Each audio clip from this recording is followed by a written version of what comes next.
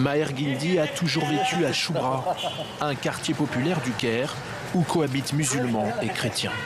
Avec sa famille, ce copte orthodoxe affiche fièrement sa foi et a même la peau. Embrasse la croix, toi aussi. Cette venue du pape des catholiques est pour eux exceptionnelle. Nous, les orthodoxes, on a notre pape, Tawadros II.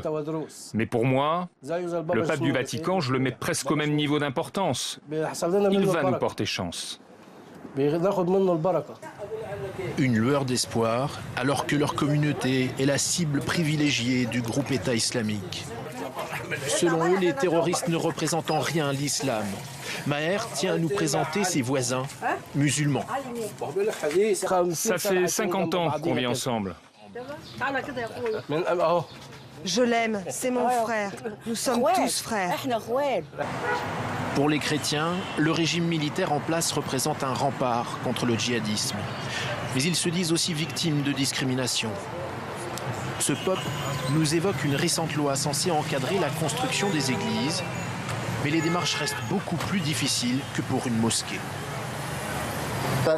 Avec cette loi, il devait y avoir des progrès, mais rien ne bouge. Il n'y a rien qui bouge.